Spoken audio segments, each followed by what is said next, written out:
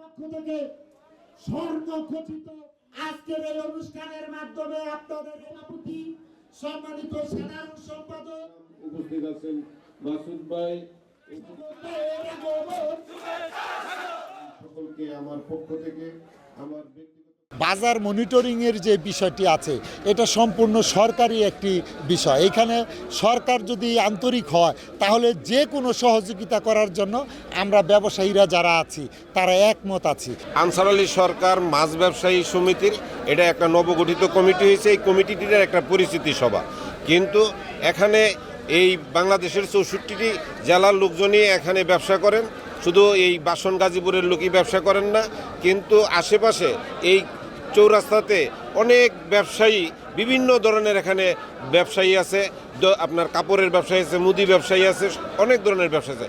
তো সকলের উদ্দেশ্যেই আমাদের নেতাকর্মীরা বলেছে যে এখানে চাঁদাবাজির মতো ঘটনা মাঝে মধ্যে দেখা যায়। আমরা সেটাকে প্রতিহত করার জন্য আমাদের নেতাকর্মীরা বলেছে, আমিও তাদের সাথে একমত পোষণ করে আমি বলেছি এটা আমাদের ভারপ্রাপ্ত চেয়ারম্যান জনাব তারেক রহমানের নির্দেশ। তার নির্দেশ অনুযায়ী সারা বাংলাদেশে এবং গাজীপুরের মধ্যে আমরা ব্যবসায়ীদের পাশে আছি। এখানে কোনো চাঁদাবাজ থাকবে না। যদি কোনো চাঁদাবাজেরকে পাওয়া যায় বা পাওয়ার মতো কোনো ঘটনা ঘটে সেটাকে আমাদের দলীয় নেতাকর্মীরা প্রতিহত করবে।